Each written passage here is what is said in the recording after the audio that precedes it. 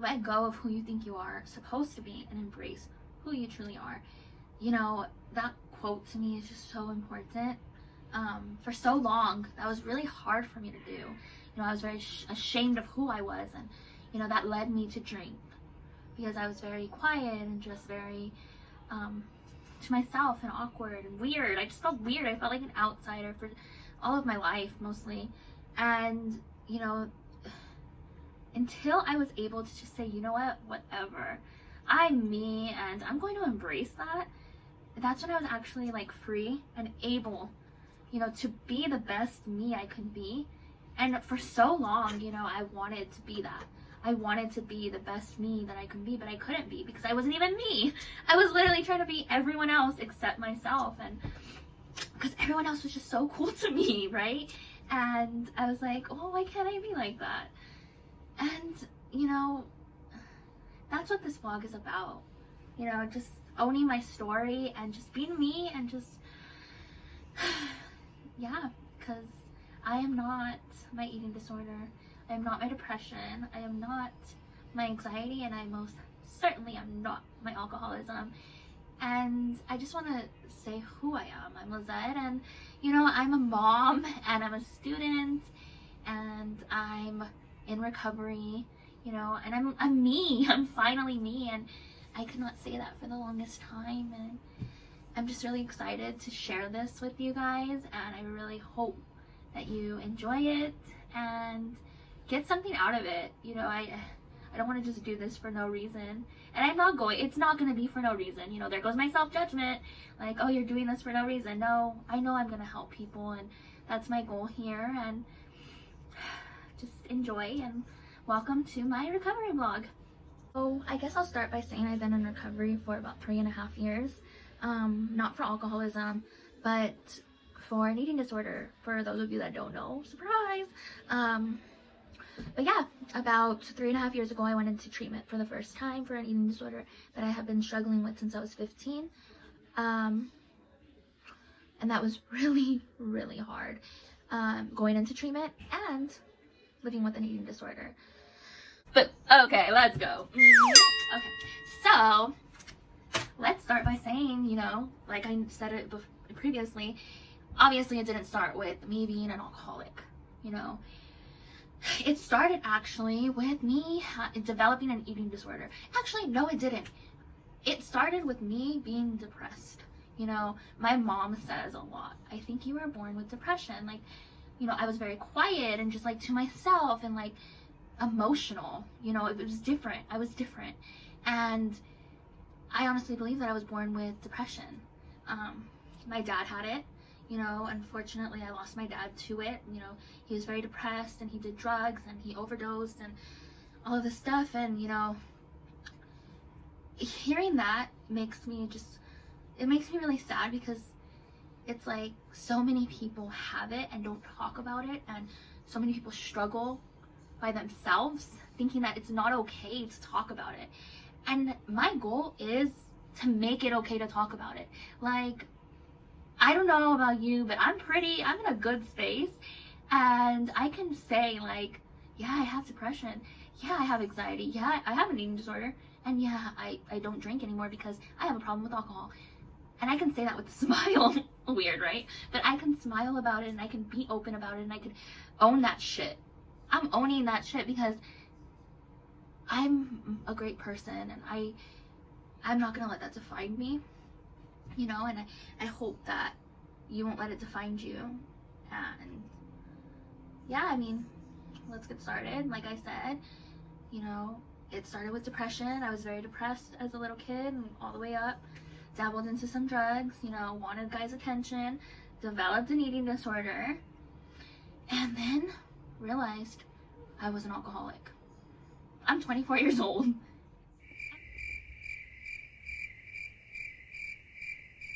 So what is an eating disorder? Well, an eating disorder is pretty much any psychological disorder that is characterized by disturbed eating patterns, disturbed eating habits, you know, pretty much dieting in a way, I guess, but like not really. You know, the main eating disorders are anorexia, orthorexia, bulimia, binge eating disorders, to name a few, you know. But if you ask me, I think that any type of like dieting is disordered eating. Because if you really think about it, what are you doing in a diet? You're disrupting your eating habits, right? So I mean, I guess I'll start with that. That's why I'm very like anti-diet. For those of you that ask me, hey Lizette, why are you like so anti-diet? Like, why don't you believe in diets and all of this stuff? Because I'm very open about it, about, you know, being against diet, the diet cultures. I literally have a tattoo, riots not diets. Like, I'm just so like, and that's because most, if not all, eating disorders start with a form of dieting, and B, they don't work. Statistically proven, they do not work. You end up gaining the weight back when you start eating regular, and it does more harm than good. Honestly, like, you're literally restricting your food intake that your brain needs, you know, to function. And I mean, there's all these numbers and all these things, you know, that I can say about it and why it's so bad and all of this stuff, but I guess that would be another vlog video, because this is pretty much just telling you guys my story, so let's do that, right? So yeah, like I said, my eating disorder started with the diet, you know. Let's backtrack a little bit, and just let me tell you guys, like, my eating habits have been pretty like bad ever since I was like about 5 years old. My dad had took his own life, and it really affected me, and I coped with food.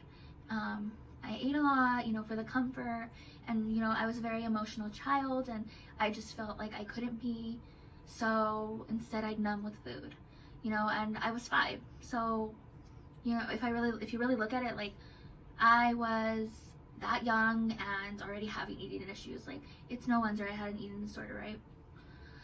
So, you know, my first diet was really young. I was about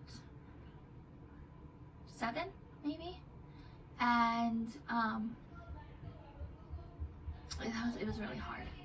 You know, I was obviously not the skinniest person when I was little, and you know, I got bullied a lot in school about it, and you know, I grew up and I ended up wanting guys' attention, so I wanted to lose weight, and I did. I went on that diet, my final diet before my eating disorder, when I was 15. I lost like 50 pounds, and I was getting the attention I always wanted. And I did not go into treatment until I was 20 years old. So I was literally struggling with this life-threatening eating disorder for 5 years before I went and got help. And even after that, I was still doing the behaviors and stuff. And it was just a really, really hard time in my life. Those 5 years, I was so miserable. And I thought I was happy because, oh, you know, I finally lost weight. I finally have the body I want. No, I didn't. I didn't, because I always wanted to keep losing it. Blech. So, I went into treatment when I was 20 years old, and I wasn't ready to let go of it. So I was still doing everything that my treatment team told me not to do. And I was lying about it, and eventually I ended up leaving.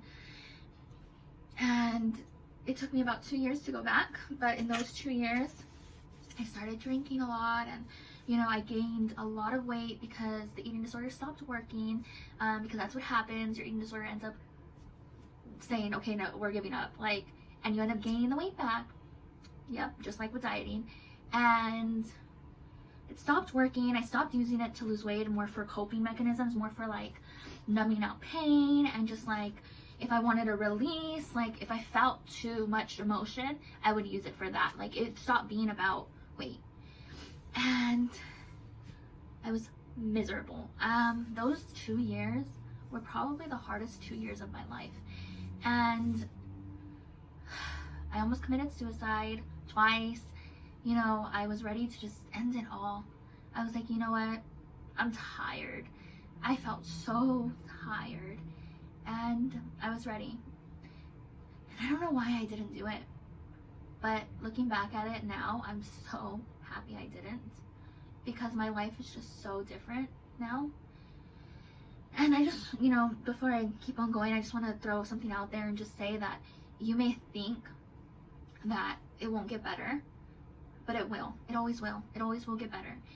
But if you stay in addiction, and if you stay doing the same cycle over and over again, no wonder why you know, it's normal to like be like, I'm just done, I don't want to do this anymore, you know. And that's what happened to me. Like, I was in my addiction, whether it was with food or whether it was with guys or whether it was with alcohol, which will be coming up next. I will be talking about that next. But let's just finish up with the eating disorder. So yeah, I mean, I was just really miserable and I was done. I was so done. And I don't know what happened, but I ended up going up to my mom and telling her, Mom, I want to kill myself. And she started crying. And I was like, I need to go back to treatment. And she's like, let's go back to treatment then. And I did. And that time I was ready. I was in enough pain. I feel like pain is the great motivator. You know, I hear that all the time and I agree with it 100% because I was in so much pain that I was just like, I don't want to do this anymore. I don't want my life to be like this anymore. And, you know, once I walked into those doors, like, my life changed completely. I, you know, learned so much about myself. I actually gave myself 100% to recovery. And I guess that's where I'm going to start with the alcoholism, because in treatment, we are not allowed to drink. You are not allowed to take any substances, whatever. The only thing I was allowed to take was my antidepressants, which I am on still, which has helped me so much with my depression, because I also struggle with depression and anxiety. I got diagnosed when I got diagnosed with my eating disorder. I got diagnosed with major depressive disorder and generalized anxiety disorder. So I struggle with those things too, which is normal for eating disorder. People with eating disorders and alcoholism and addiction, you know, it's very normal. But yeah, the only thing I was supposed to be on was my antidepressants, and I was still drinking. You know, I had to try to stop, but I couldn't.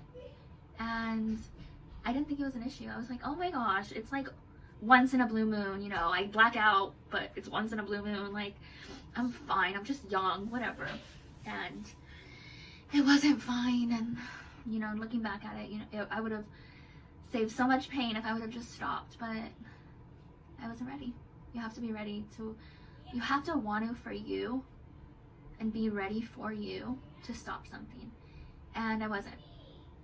So I ended up leaving treatment and I started drinking, you know, again, like regularly. I'd go like 3 weeks without drinking in treatment, and then I'd drink one night and then black out, and then I'd stop drinking again for 3 weeks, and whatever you get, whatever. And when I left treatment, I just started doing it every weekend. You know, I made it a point not to drink on weekdays. I said, you know, that would mean I would have a problem, so don't drink on weekdays. And so I'd only drink on weekends. And in the weekends, I'd black out and do stupid shit and have a bunch of shame and then go back to my eating disorder because I was so shameful, you know? And I didn't want to feel that shame. So I would either drink again or go to my eating disorder. Most of the time, I was going back to my eating disorder, which is why I stopped drinking. And a lot of people ask me, like, you know, why did you stop drinking, Lizette? Like, you're 24 years old. And I'm like, I would have never, you know, recovered from this eating disorder if I didn't stop drinking.